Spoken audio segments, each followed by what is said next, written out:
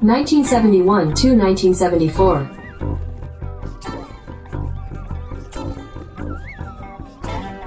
Strat-O-Matic Excel Carryover League.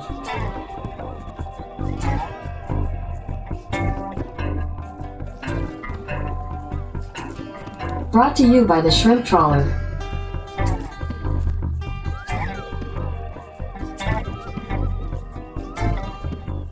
World Series Game 5, Tigers at Pirates.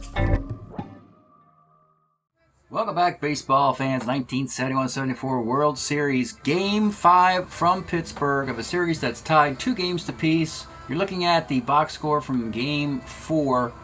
Mickey Lolich surrenders a game-ending homer to Bill Mazeroski in the bottom of the 10th inning. Winning pitcher is Dave Justy, pressed into long relief. Normally he's the short closer. 2 2/3 innings, just 2 hits. Ramon Hernandez came in and he walked the batter, and then he was pulled. Steve Blass had thrown 7 shutout innings, giving up just 6 hits. Not the greatest utilization of their pitching staff for the Pirates, though they did manage to even the series. So here we are in a Game 5, and this is the oddball pitching game of the series. And by oddball, I mean both number 4 starters who seldom pitch are going to be pitching in this one. Let's take a look at the rotations and show you where we're at. So we're halfway. Game 4 was played. We'll have a Game 5, a Game 6, a day off, and a Game 7. So Game 5, both number 4 starters, Timmerman and Foster. Then we have Coleman Moose for their second matchup in Game 6. And then if it goes to a 7 game, it'll be round 3 of Mickey Lolich and Steve Blass. Let's take a look at today's starting pitchers. For the Tigers, it is Tom Timmerman. He did very well for them in 72, helping them win the division, though he didn't make it onto the postseason roster with an injury, which is a shame for him. He was very good. He was 8-10 with a 2.88 ERA and 150 innings. And for your Pirates, this young pitcher they took out of the Cardinals system is Alan Foster. In 73 for the Cardinals, was a 13-game winner with a 3.13 ERA and 204 innings. And you could say that the Bob Gibson sort of pushed Foster off of the 40-man roster, you could say, which is good and bad news. It means that you can really push Bob Gibson's career into the middle 70s. And so, but a young pitcher like Alan Foster gets away. It's Tom Timmerman, Alan Foster, the big Game 5, final game of the year in Pittsburgh, 3 Rivers, and then 6 and 7 back in Detroit. Tigers and the Pirates both sticking with the same lineups they've been using against right-handed pitching. And let's get started. Leading off is Dick McAuliffe. 2-7, a walk. Al Kaline. 37, yep, a walk. He's had a bunch of those this year. Might be leading all of baseball in walks. 2 on for Gates Brown. 56, pops a second. Norm Cash, same thing. Pops a second. Back-to-back 5-6s. And with 2 outs, big moment if Alan Foster can get out of this mess. 54, it's third X. This is Hebner. First ball to hit to him all series, 3-12. He makes the play, so that'll give the kid confidence getting out of the 2-on, no-out jam. And now it'll be Richie Hebner leading off for the Pirates. 67 is a pop to third. Roberto Clemente, 1-6 is triple. 1-13, double the rest, and that's going to be a 2-base hit. I'm sorry, 1-6 is triple, 1-16, double the rest. That's a triple. I misread the card the first time. So yeah, that is a triple. My goodness, how many did he have? He only had 8 of them, but a bunch were all against right-handed pitching. 1-6 triple. We'll flash up the card. Clemente's at third for Al Oliver. 47 is a walk. Runners are on the corners for Stargell. 58. This is going to produce a run. Double 1-6 is a single dot. Runners on the corners for Bob Robertson. 111 is a 6-4-3 double play. So Timmerman gets out of the jam, allowing just the 1 run to score. And Pirates made a mistake and not scoring more. with runners on the corners and 1 out. So top of the second, it's Jim Northrup. 2-5, triple, 1-16 as well, double. 2 of those already in this game. Tom Verizor, 47, single 1-10, is a line out on a 13. John Stevenson, 111, grounds the third, and with 2 outs, it is Billy Grabarkowitz, 5-10, center X. Oliver, 3-5 in center field, makes the catch. Bottom of the second. Rennie Stennett, 48, his second X. McAuliffe at 2-13, first ball hit to him all series, makes the play.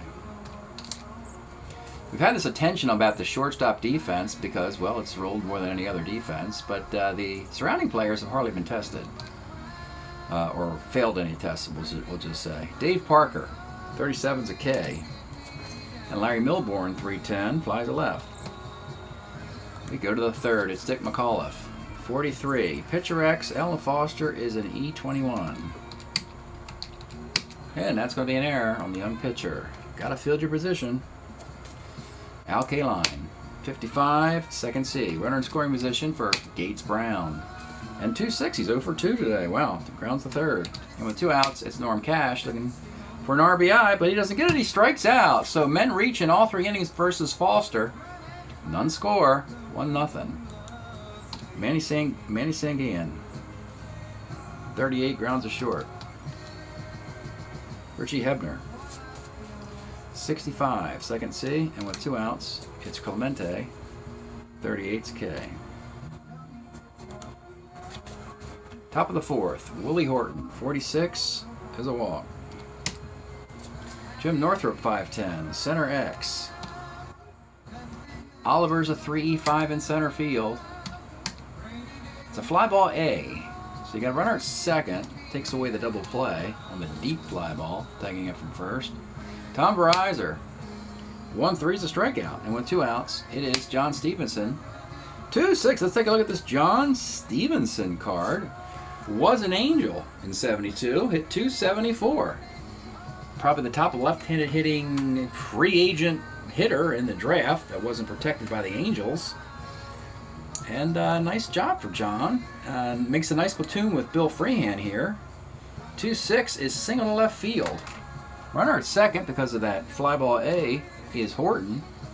I think he's going to try it. Oh, maybe not. You got the -4 arm of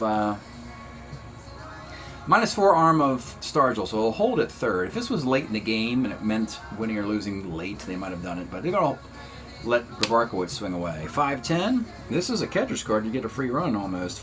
Center X, though, and it's Al Oliver again, a 3-5, and a nice catch by Oliver.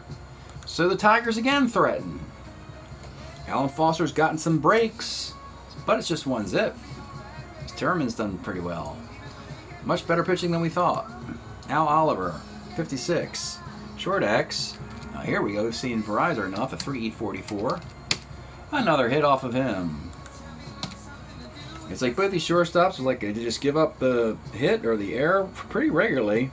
And so neither team has a decided advantage, which they're both doing it. Willie Stargell, 34 is a K.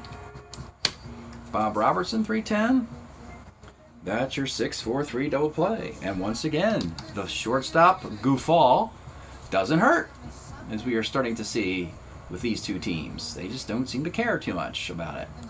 Top of the fifth, Dick McAuliffe, 48 is a pop to short. Now by shortstop guffaw, what we mean is when the New York Mets have Bud Harrelson at short, they rely on him anytime a runner reaches base to get that double play to get out of the inning.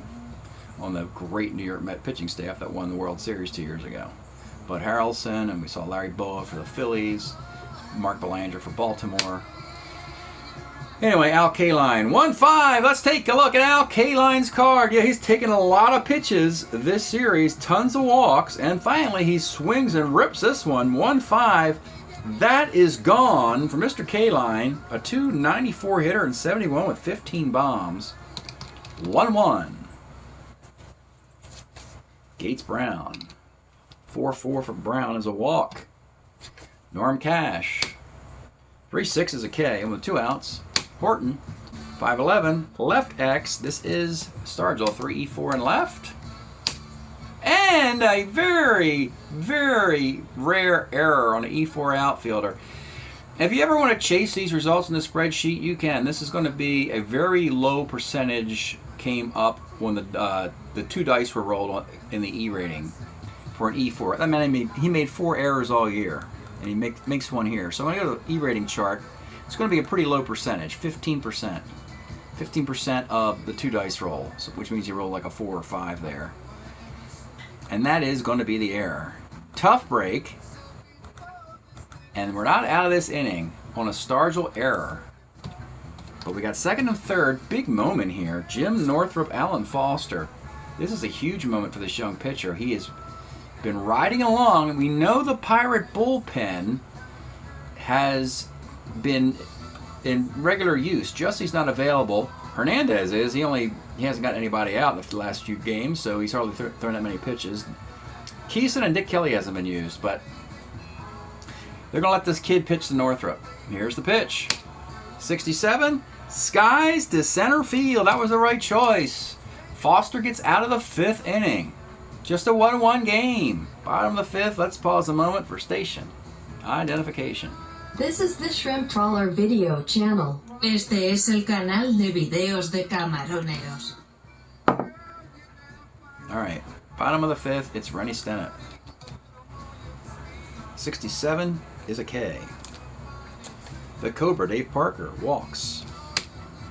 Milbourne, 58. This is again, it's going to be that single chance on the Timmerman card. Double. 1 to 6, single ... So, runners on the corners with 1 out. Timmerman's a starter 6. They're going to bring the infield up for Sanguine, who's better against lefties, so Timmerman will pitch to him. 2-4, the infield up is a 4-3 ground out. That would have been a double play had you played it back. They played it up so the guy at third was stuck at third. The guy at first goes to second. You have second and third 2 outs for the left-handed bat of Hebner, who's actually better against left-handed pitching, so Timmerman will pitch to him. The pitch to Richie Hebner. 2-6 is a grounder to short. So both managers really extending the leash to their number 4 starters in a 1-1 game through 5 innings. Now all bets are off. Now it's bullpen time, you would think, as to win pivotal game 5. Tom Verizor lead off in the 6th. These are probably the last 3 batters. The bottom, Verizor, Stevens, and Grabarkowitz. And you probably turn it over to somebody else in the top half, like Dick Kelly. Verizor, here we go. 2-5 for Verizor. Let's take a look at the card. This is why they added him, the 3rd shortstop in 3 years. They got rid of Rodriguez and Ed Brinkman because of the lack of offense. This Verizor card has plenty of on base against lefties and a remarkable amount of power versus righties. A homer on 6 and a 12 chance on 5. He had 2 of those in 55 at bats, and they really loaded him up with power here. But here it is, 2-5. It is homer 1 to 12. We look up, and unfortunately, it is caught on the warning track. So Verizor's quest to become a hero here falls a couple feet short on the warning track. Misses it on a 14. That's a tough break for that guy. John Stevenson, 5'11". Right X. This is Clemente, an E2 right fielder who, by the way, has already made 3 errors this year. Though, yeah, he's out. That's right. Stargell and Clemente combined for 6 errors, and they combined for -9 throwing prowess. 2 outs, Billy Grabarkowitz. 34, grounds to short. So Foster punches 6 innings in there. Another outstanding start for him. He had a nice start against the Phillies in the league championship. Now it's Timmerman, his breaking inning. Gotta be careful with this guy. You can't expect him just to match what Foster did. Foster's a starter 7. You could break Timmerman here. Roberto Clemente, 1-9's a base hit. Now you got, oh boy. you know, it's the Pirates, really. You know, what are you going to do? I mean, it's like, it's always, oh boy, when somebody steps in the box. Yeah, it's just kind of grin and bear it here. Al Oliver, 63. Oh, here's a big one here. This is pitcher X. Timmerman's an E29, though. This could have some bad results. A 2, E29. And that is the error. And oh boy, now. Now you got Stargell. I don't think you let this kid pitch to him. Nope, they're not going to do it. They're going to go Fred Sherman. That's it for Timmerman. He's put 2 men on in the 6th inning. He's not in immediate danger of breaking because one of those was an error. But the immediate problem is Willie Stargell. And Stargell has shown that he has been crushing homers off of right-handed pitching, not so much against lefties. So Fred Sherman, this is one of the benefits in Game 4 when Mickey Lolich went out for the 10th inning. It meant that the Tiger bullpen was fully locked and loaded. And they're getting it in here now. Are they getting it in too late with 2 runners already on the bases is another question. But Fred Sherman comes on in the 6th. Brilliant year for the Tigers in 71, 11 and 6 with a 2.71 ERA. Fred Sherman against Willie Stargell. 2 on, nobody out. Pitch to Stargell. 2-7, misses again with a strikeout. He's rolled 7 so much with his card. Bob Robertson. 58 is a K, and with 2 outs, Rennie Stennett. Pitch to Rennie. 37 is a fly ball to center field, and once again, this brilliant Fred Sherman, George Culver, John Hiller, virtually untouchable all year for the Tigers, bailing them out of situation after situation. 1-1 into the 7th we go. Foster is a starter 7. Justy is not available. You do have 2 lefties. You have Dick Kelly, Ramon Hernandez is available, as is Keeson. You're just going to have to trust the kid to go a little further here. You have home field advantage. So they're going to have Foster continue against Dick McAuliffe. 46 is second X, and here we go. Rennie Stennett, the 40-41 second baseman. He makes the play. Good to see that. Hate to see a team below a World Series game because of their bad defense. Al Kaline, solo homer, tied this game in the 5th inning. 39, yep, that's another walk. He's got walks in all games. Several games, a couple of walks. And now you got Gates Brown. Do you punch the Gates Brown? Do you punch the ticket here? That means you're committing to Kelly, Keeson, Hernandez to finish in a game that could still go extra innings. Yeah, I think they're going to do it. It's almost like a copycat league. So again, the Tigers pulled Timmerman when he was on the hook for a loss, but bailed him out. Foster is now on the hook for a loss after 6 1/3. And they go to Dick Kelly. First shot for him. With 71, he was a Padre, 2-3 with a 3.45 ERA in 60 innings. Has those ridiculous triples on his card against lefties. Gates Brown, in a very tempting moment here, as if to say, let me take a swing here against Dick Kelly to see if I can get a triple. But in the spirit of the game, well, that's not going to happen. Let's take a look at Gates Brown card. He does have nothing on his card against lefties. And so they are going to pinch hit, of course. Normally, it's always Mickey Stanley coming in for Gates Brown, and that'll be the same thing. So Mickey Stanley, who's been magnificent, pretty much single-handedly won Game 3 for the Tigers, comes in to face Dick Kelly in the 7th inning with a runner at first and 1 out. The pitch to Mickey Stanley. 59, second C. Runner on second with 2 outs. And it's Norm Cash, lefty-lefty, but Cash is okay against lefties. Here's the pitch to Norm. 64, this is short X. This is Milbourne, 338 shortstop. And it's a single out dot off the bad defensive shortstop. I knew one of them was going to punt this game away. It wasn't Verizon. He blew one chance, but they didn't score. They score here. So Norm Cash gets a run off the bad shortstop defense. It's pretty predictable, folks. And now you got Horton. You don't have a base open. Do you indeed walk Horton with a runner at first to face Northrop? That's a gutsy call in a World Series game. They're going to do it. They're going to walk Willie Horton. Take a look at Horton's card. They just can't afford a two-run blast here. They're going to walk Horton to face Northrop, a lefty. Who doesn't hit lefties that well, does Jim. So first and second with 2 outs, and it's Jim Northrop. 2-7 Northrop, though, hits his card. It's a single to right field. You got Clementes, -5 arming Norm Cash. And no. Yeah, he's a 10-runner. No thanks. Bases loaded. Bases loaded walk. That's all you need out of Verizon here to get the run in. So you got the bases loaded, 2 outs for Tom Verizon. Dick Kelly will continue, and here's the pitch. 38, and there it is, your bases loaded walk. This is why you did not run on a 50% chance, because you add the walks. A bases loaded walk scores the run. That just happened. It's 3-1. And once again, Pittsburgh's bullpen has been horrible all series.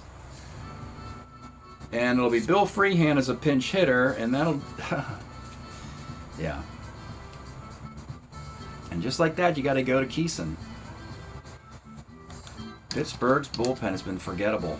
Really bad. So it'll be Bruce Keeson now, except for Justy. Justy's been outstanding. The other 3 guys have lost the games. So Keeson will come on in the 7th to face Bill Freehand with the bases loaded and 2 outs in a 3-1 affair. Pitch to Bill Freehand. 57 is a K. So now Keeson's a relief 3. He's going to have to pitch probably through to the 9th inning.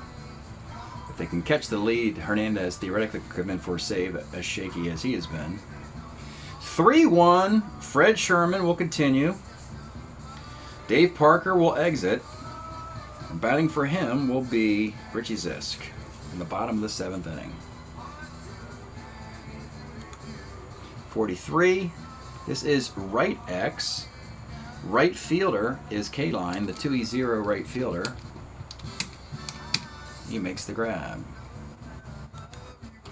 The incidental changes, of course. Mickey Stanley goes into center field. Northrop moves over to left, where Gates Brown exits, and Freehand takes over at catcher. Larry Milbourne is the batter. 48 is a single chance off of Sherman. It is single 1-10, and he gets it. He is a B stealer, but you got a good throwing Freehand in there now. They were unable to steal off of the +1 arm of Stevenson earlier in this game. Sanguin will swing away with runner at first and 1 out. 56 for Sanguin is ball 4, and the Pirates have something going on here. Here's a colossal matchup. You got Richie Hebner. Fred Sherman's outstanding versus lefties, of course, but Hebner hits lefties very well. So here's their matchup. 2 on, 1 out in a 3-1 game. Pitch to Richie Hebner. 55, big play here. Short X. Oh my gosh. 3E44 shortstop. Just the World Series on the line here. And it's an error. Oh my goodness. I cringe. I cringe to say this is a World Series game that's being determined by shortstop defense. Unbelievable. But the bases are now loaded with 1 out. Only for Roberto Clemente and Al Oliver. Sherman's a relief 4. He's in no danger of breaking. He has a 2-run lead. Oliver's in the on-deck circle. We understand Clemente can inflict some damage, but you pretty much have to get Sherman through to Oliver and Stargell, and then maybe flip it to Culver after that, if you still have a lead. So that's the play here. Bases loaded, 1 out. They are going to face Clemente. They're going to put the infield back. A double play here would be a huge blunder by the Pirates. Bases loaded. You need to get at least a run here. At least 1. Playing back, the pitch to Hall of Famer Roberto Clemente. 2 for 3. A run-scoring triple and a strikeout. Here's the pitch. 1-9, and Roberto Clemente comes through. Let's take a look at the card. Roberto Clemente, 71, 341 hitter with 13 home runs, and he crushes lefties. This is a single versus lefties or righties. It is to left field, and Northrup started the game in center field, moved over to left field when Mickey Stanley entered the game. He's got a -1 arm with 1 out. You got Sanguian, the tie run. It is a 14. It's a 13 chance with 1 out. I'm going to run him on a 13 chance with 1 out. Don't normally do it, but we're going to do it. Here's the play at the plate. And he's out on a 16. This is why I don't do it. I did it here. I just sensed the Pirates are more desperate, and yeah, it didn't work out, did it? He got thrown out at the plate trying to tie the thing. Well, runner will advance on the throw, so Clemente gets an RBI, knocking in Milborn. We get a runner thrown out at the plate. Hebner ends up at third. You do have runners in the corners with 2 outs in a 3-2 game. And you do have Al Oliver at the plate. Let's take a look at Oliver before he swings, because he gets plenty of hits against lefties. But Sherman will stay in because he dominates left-handed batters, again, through Stargell. First and third, 2 outs. The pitch to Al Oliver. 6'10", third X. Now, this is a good fielder. This is Grabarkowitz, a 2E, 14 at third base. And the inning is over. Who knows what could have happened if you leave the bases, if you don't run and leave them loaded, you could get an inning double play anyway. We'll never know. But anyway, Manny Sanguin gets thrown out at the plate in the bottom of the 7th inning of a 3-2 game. Classic baseball here, Game 5, pivotal. Big 7th innings. Bruce Keeson pressed into service. He'll be in here for a bit. Top of the 8th. No defensive changes. Grabarkowitz leads off. 1-2, left B plus injury. Isn't that interesting? The guy who just made the great defensive play to end the inning. By the way, that's not a 5-4-3 double play. That's just a 5 fielder's choice or whatever. Because there's already 2 outs. He flies out and gets an injury. So no more making great defensive plays for Billy Grabarkowitz today. Jerry Terrell, the last guy on the bench, will have to play third. McAuliffe with 1 out. 2-4, second. And Kaline, 1-8. What a day. Base hit for Al Kaline, reaching for the 4th time. And Mickey Stanley, who grounded out in his pinch hitting appearance with 2 outs and a man on. 1-7 is a grounder to short. So Keeson's done pretty well. Inning and a third. And once again, it's funny. It's not Ramon Hernandez failing this time, but it's a left-handed reliever who fails. Dick Kelly. Just horrible. And Ramon Hernandez has been horrible. Both left-handed relievers of Pittsburgh have pretty much ruined the World Series for him. Bottom of the 8th. Speaking of left-handed relievers, Fred Sherman will have 1 more batter, and that's Willie Stargell, leading off the 8th inning, as he will go 2 1/3 innings today, limiting his availability for our Game 5, Game 6. Here's the pitch to Stargell. 1-10. He strikes out, and that'll do it. So he goes 2 1/3 innings. And you got righty-righty Robertson Stennett, and you're just going to go to George Culver here. Pittsburgh may want to experiment with kind of alternating lefties and righties more, maybe separate Oliver and Stargell, but they're left-handed heavy anyway. They really can't alternate them throughout the lineup, but maybe that would have changed things a little bit here. George Culver comes on in the 8th inning with 1 out, nobody on base. Culver signed from the Astros.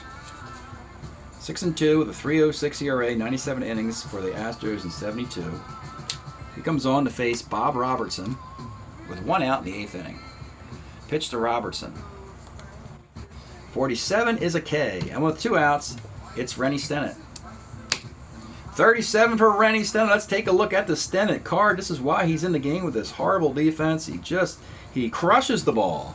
A 353 hitter, and on 3-7, it's not just a single chance. It's a single 1-12 chance. My goodness.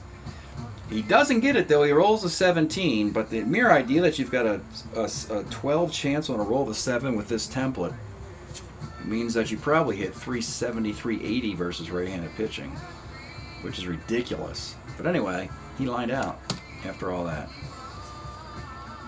May want to think of getting Mazeroski in there for Stent right now. I know you're behind, but you don't want to give up another dumb, silly defensive run when you're Stennett in practicality will not bat in the 9th inning. So they'll do that. Mazeroski will go where Stennett was.